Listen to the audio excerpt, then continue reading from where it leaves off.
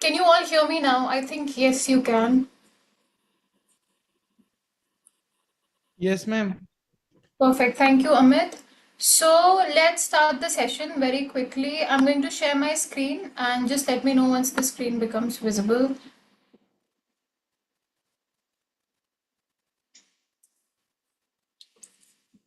Okay, I hope the screen is visible now. Yes, ma'am. Perfect. All right.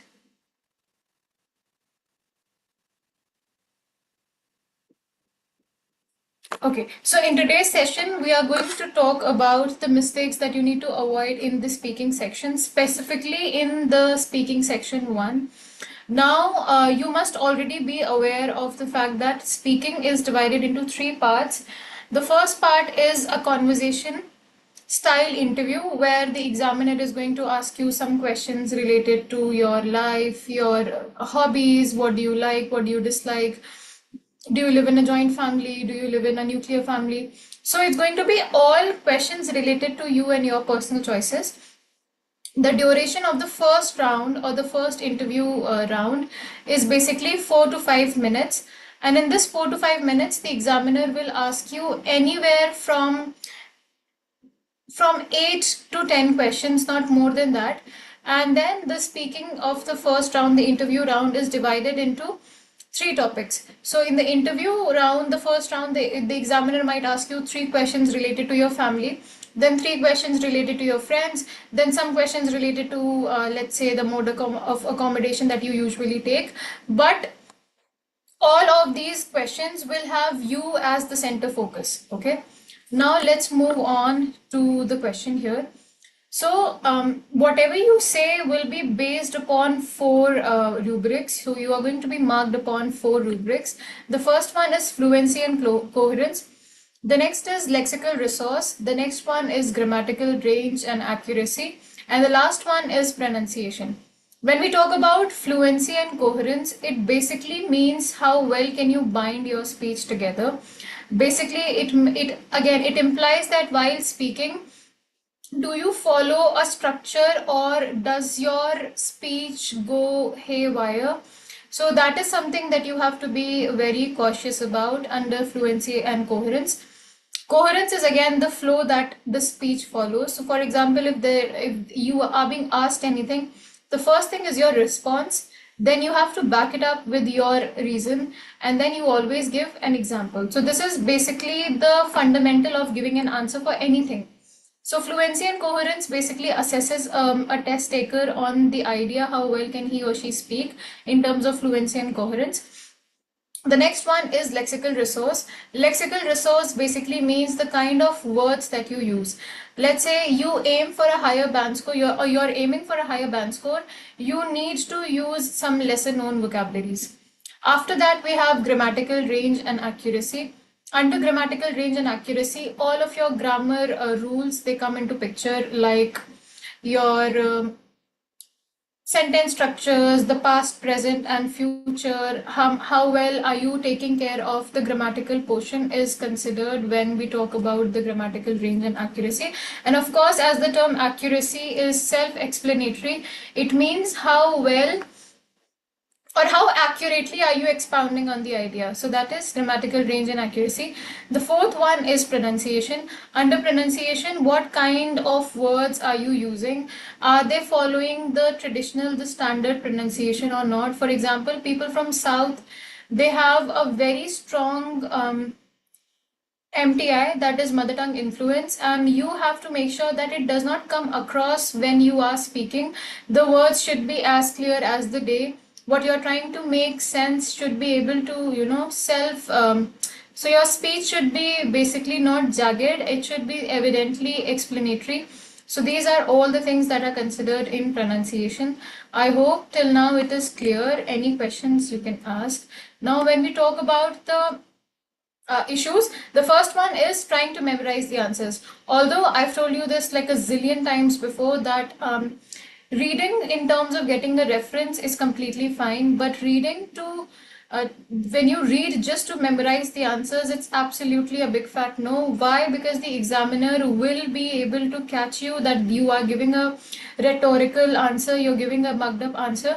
And if you're going to recite from your memory, if you fluster in just one word, you will not be able to come back to what you wanted to say initially. So it's better that you use some model answers to get an idea of how to speak, but do not heavily rely on them word to word, because missing out or slipping on one term will make you make coming back to the original answer a big task. So it's better that you just get an idea of how to speak, but do not remember anything that you're reading. The next is that you have to remember that this is definitely an interview, but it is almost like a conversational style of an interview. So you don't have to be very formal with the examiner. You don't really have to, use very formal vocabulary. It should come across that you are speaking with a person and you are speaking very naturally. So that is another thing that you need to do. You should not memorize the answers. Yes, for reference, you can definitely, look and get an idea, but do not heavily rely on mugging up any answer. Okay. The next is not speaking aloud with confidence. Now, although your video is not going to be recorded, but your audio definitely will be. So if you're speaking in a very hushed tone, the recorder may not be able to completely record what you were trying to say initially.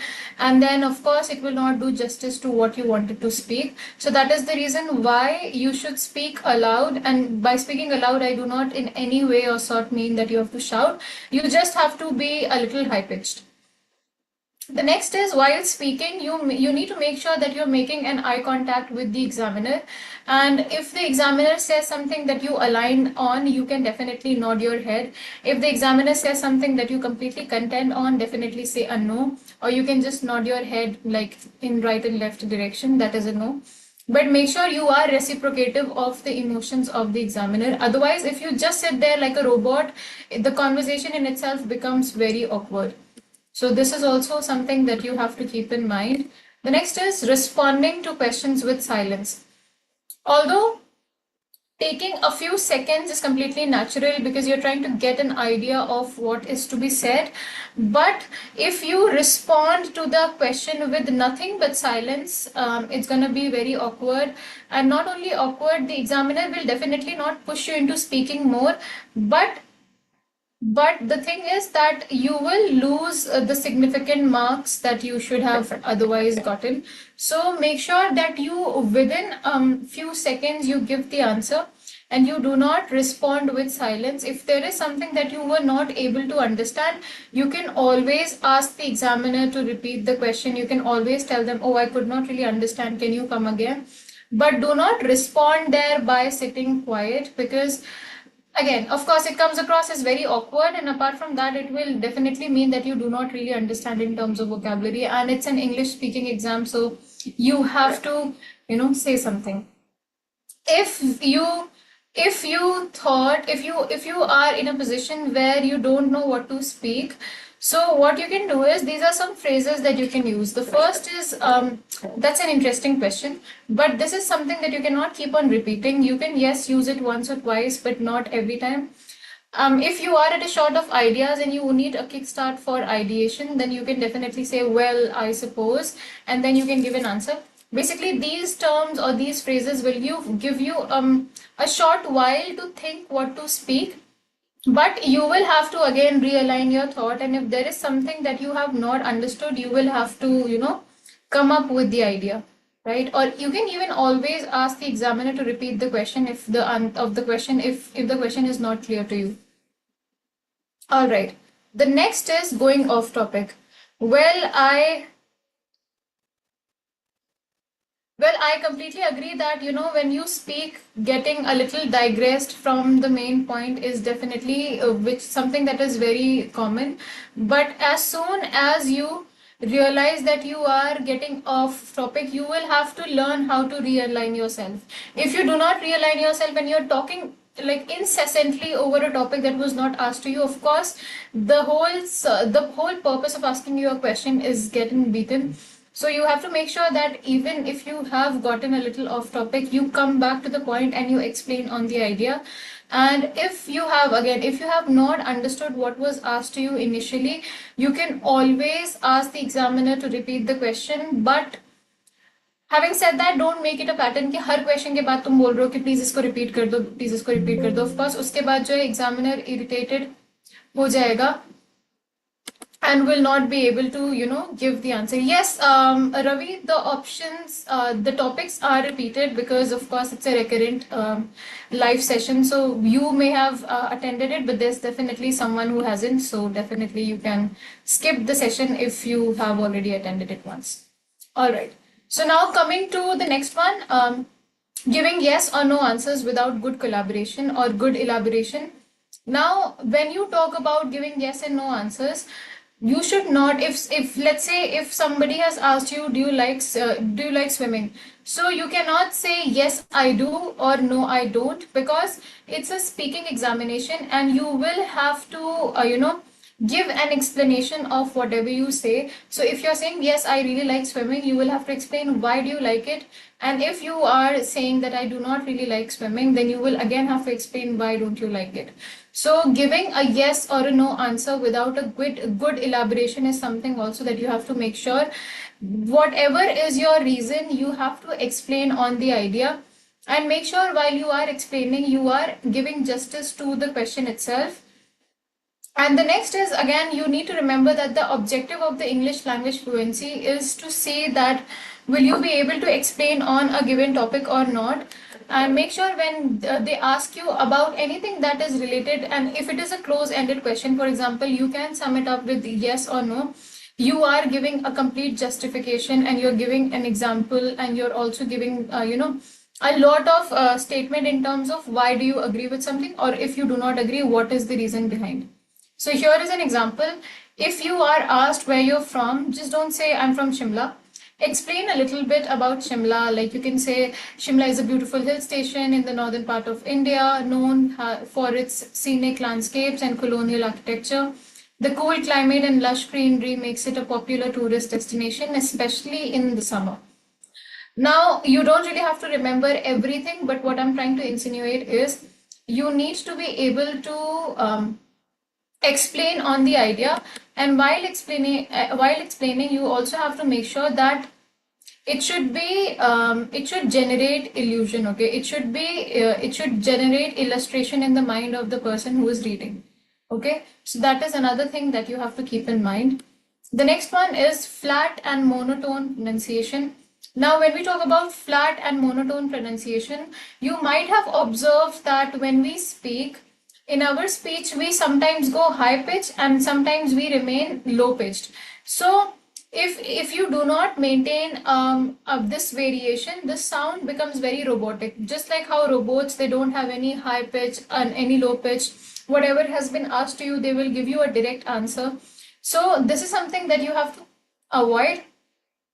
Whatever has been asked to you, you have to make sure that if there is anything that you would want to particularly stress on, you are stressing on the word. If there is anything that you would want to come back to again, you can definitely say that, repeat that word again, but make sure that you are using synonyms for it or you're using paraphrasing for it. And if you are using a flat tone, like a flat tone in your voice, it becomes difficult for the examiner to actually see where do you want to give a stress, or where do you want to stress in terms of your language. So make sure that you are not monotone, you are using variation in terms of high pitch and low pitch. And how you can learn it is by listening to some short native English speakers and the way they speak, so their accent. The next is if you listen to them, you can always point out whether there is any kind of intonation or not, if there is any rising or falling or not, and if the words are linked together, how they use the connectors to its very best. Then you can always emulate by taking a topic and speaking on that particular same topic and see how does your voice come across. So when you record yourself saying the same thing, you will be able to better understand, are you able to bring variation, or are you not able to bring it or not. The next is compare your recording with the original and make note of any differences. It means that when you are, let's say you take a topic and you give your sister a topic and see who comes across as a better speaker. In this way, you will be able to understand what are the points where you are lacking, and you can definitely improve on those points. The next is repeat this with different accents. It means that what you can do is it will actually help you in the listening section also. If you will come across a lot of accents, if you will be in a position to use a lot of accents, and if you can understand a lot of accents, you will be able to understand the different sections of the listening section also, and you will be able to articulate yourself better as well. So these are the reasons why a monotone voice is something that we do not really suggest. The next is repeating the same words or phrases. This basically implies the importance of paraphrasing in the speaking section.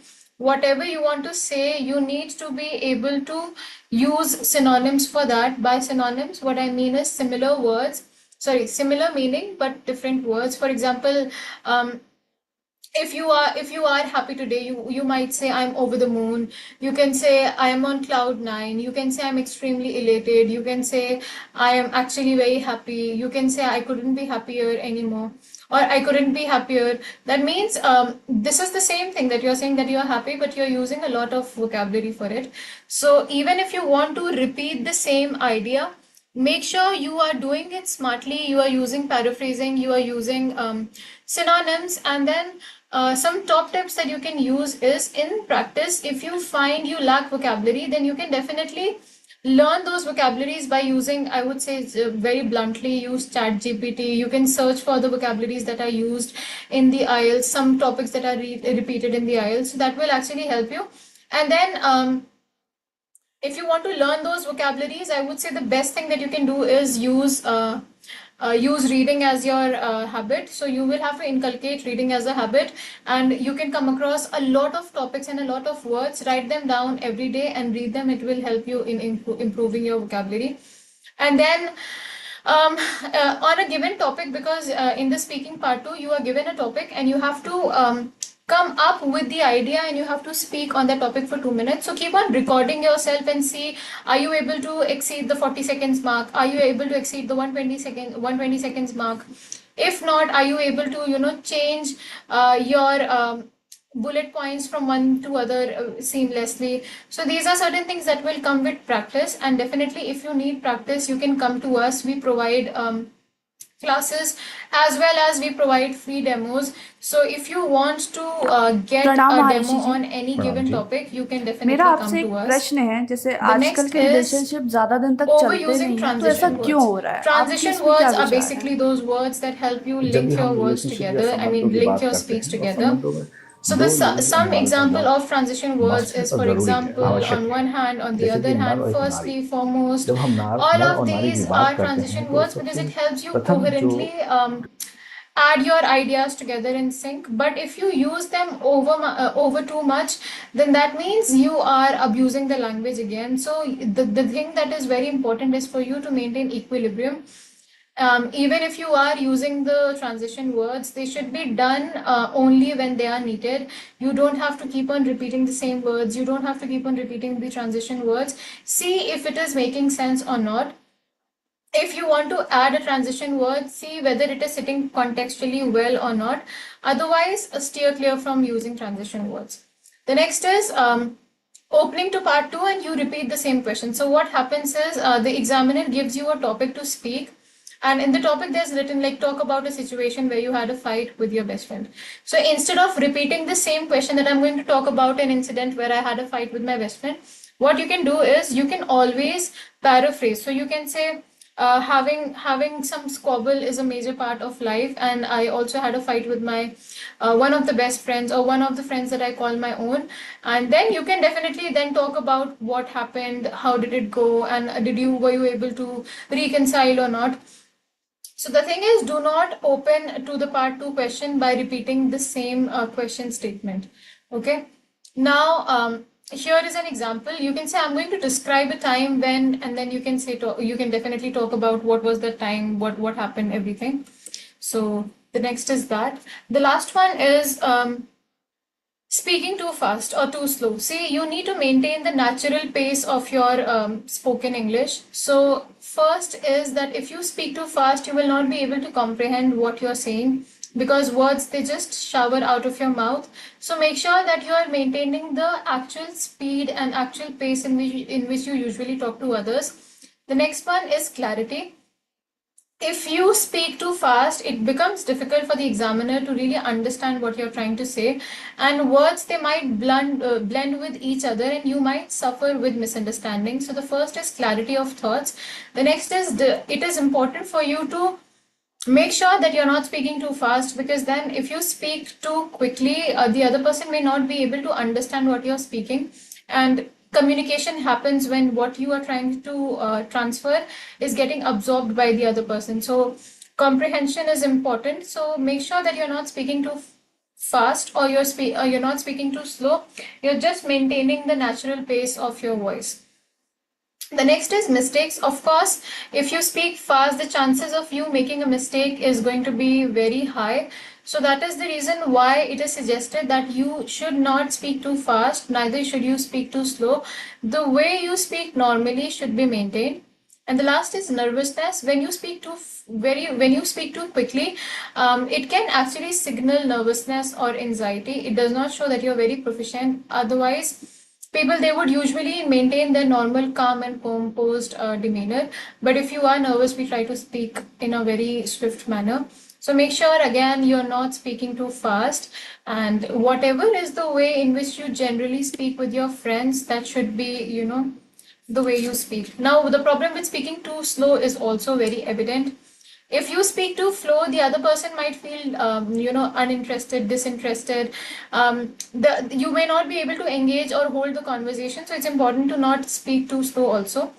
And if you speak too slow, it also disrupts the natural way you speak, so the other person might think that this is not something which is natural. If you pause for taking some, if you like stop and take some idea of, that is another thing, but make sure that you are not speaking too slow, neither you're speaking too fast. And then if you speak too fast, the timing is also a big of an issue, because if you speak too slow, you may not be able to cover everything, and of course everything is time bounded. So again, I am telling you, maintain the natural pace. The last is perception. When you speak too slow, sometimes the others might think that you are thinking for an idea. Having said that, some people naturally speak slow, but they suffer because the other person who is listening to you may not be interested or may lack interest over a period of time. So that is the reason why either you speak in a natural way, or you try to speak a little swiftly, but do not speak slow, because it will provide an hindrance with what you're trying to explain. Okay. The next is using complex vocabulary incorrectly. Although a lot of people use complex vocabulary and they say that it helps you to get a better band score, and it is actually true. It helps you to get a higher band score. But if you are using the vocabulary and you are just throwing words without using the context or without understanding the context, even if you use the vocabulary, it is really not something that will work in your favor, because words, if you're using, they should hit the spot for you. They should be able to mean what you're trying to explain, right? So do not misuse any vocabulary just because you've learned it. You need to know the context of those vocabularies. Let's say if I want to say I want to go, but I don't know the meaning of go, and instead I say I will come. So the whole context, the whole meaning changes. So make sure even if you're using vocabularies, you should know how exactly or what is the meaning of that particular vocabulary, and then you use it. Now, with using multiple vocabularies, there can be some issues. The first one is incorrect usage. You don't know what is the actual usage of that word, but just because you've learned it, you use it. Using the word in a wrong context will also lead to a lower band score. The next is forced usage. When you try to insert the word anywhere just because you've learned it, it is called forced usage. And that is also incorrect, because every time if you use a vocabulary, it may not sit well with the sentence.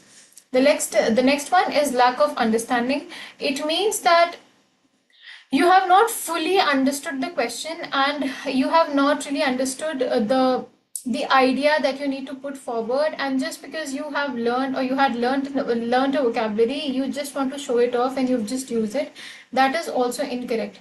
If you don't know the context of the vocabulary, it is better that you don't use it. Use simple words. At least it will not lead to a significant reduction in your band score. The next one is lack of cohesion. Cohesion basically means how well can you put your ideas together, and how can you connect one idea to the other without any significant, without any significant issues. So a lack of cohesion will definitely make your response seem disjointed, and it will almost look very hushed and rushed. So make sure when you are speaking, it should be organized. It should have a flow. Like when we talk about the essays, introduction, body paragraph, and conclusion, they follow a particular flow. And this is also expected from your speech as well. So when you are speaking, make sure that it is not coming across as disjointed. Rather, you are using your speech to maintain a flow. So if you look over here, um, it is an example of a disjointed response. I like going to the beach. The weather was nice last weekend. Beaches have a lot of activities. I went with my friends. We played volleyball. The water was cold. Now, yes, these are sentences, but when you put them together, it's not really making sense. So now, if you want to give this an organized response, so you can say, I like going to the beach because there are many activities to enjoy. For example, last weekend the weather was nice, so I went to the beach with my friends. We played volleyball, which is one of our favorite activities. Although the water was cold, we still had a great time.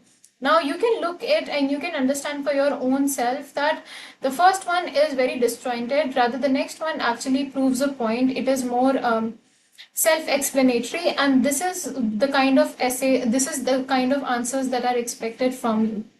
Okay. Now, there are certain things that you have to avoid. The first is that you have to avoid your structuring your answers in a disjointed way. So, for example, the correct way is introduction, main points, and conclusion. Anywhere, if you include anything else, it will not make sense. The next is you need to use linking words and phrases. So, firstly, secondly, additionally, having said that, again, ye jo linkers hain, they are very important because the test takers are expected to use them. And make sure that when you are using these kinds of linkers, they are actually serving they're actually serving a purpose, and you're not just blatantly using words like this. So this was all about the speaking section. What you need to do is you need to understand the structure pretty well. What is like basically when we talk about speaking section, what are the structures that are involved? In speaking part one, what is the correct way of answering? In speaking part two, what is the correct way of answering? If the question is in such a way where I have to digress from the point, how can I do that? And what are the vocabularies that I can include? What are the idioms that I can include? And if you want to learn about everything, you can definitely get you can book a free demo from us. We are going to give you the fundamentals for free. And if you want to join the classes, then you can definitely get in touch and we will surely assign you any batch. I also want to share our website with you. So if you want to have a look at the website, you can just give me a second. All right. You can just search for World edX IELTS, and there you have all the batches and all the batch size. So just give me a second. What is this? Yes. So you can just search World edX IELTS, and then here we basically provide you both free classes and also paid batch classes. So you can get more information just by clicking on Join IELTS, and then you will be redirected to the page. So we have currently 3 batches available. The first one is the booster class, the next one is a master class, and the last one is one-on-one membership. If you go for booster class, you will have to pay 6,400. If you go for master class, you will have to pay 11,200. And in terms of the duration of the classes that are provided to you, it will differ. So 20 hours for 6,000 and 40 hours for 12,000. So it's almost double, and you will get every sort of information. You're going to get the PDFs, you're going to get free band predictors, everything will be provided to you. So if you are interested and if you want to ask any questions related to IELTS or anything else, you can ask now. Anything that you did not understand or anything that you would want to ask, now is the time to definitely ask.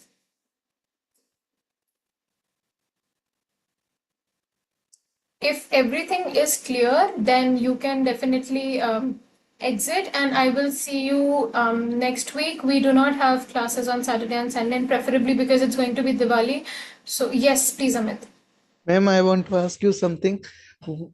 What we have to practice for fluency, good fluency? See, for fluency is basically how well can you put your thoughts together, and how well can you channel the ideas. So think it in this way, that when you are trying to explain an answer, it should not be disjointed, and fluency comes with practice. So the more you read, the more you watch podcast, and of course, if your grammar is not correct in terms of fundamentals, fluency is going to be very difficult. And apart from that, when you want to practice fluency, you will have to be in continuous practice, and with time, you see it improving. And Ma'am, I the will best fumble in some word pronunciation. See, pronunciation of words again comes with the more you read, the more you come across words. But there's something that you can do. You can search for basic words that are mispronounced. There's a lot of YouTube videos you can search for that and see how many words do you pronounce incorrectly. Then apart from that, if you practice and you come until and unless you practice, you will not be able to understand which word are you pronouncing incorrect, because in your mind it's correct, right? So practice, and also make sure that you expose yourself to these kinds of educational videos, correct your pronunciation, and that is basically how you do it. Okay, ma'am. Right. Any further question or anything that you would want to ask? No. All right, then definitely we can take it. We can end the session, and happy Diwali. Take care. Bye bye. Happy Diwali, ma'am. Same to you. Bye bye. Bye.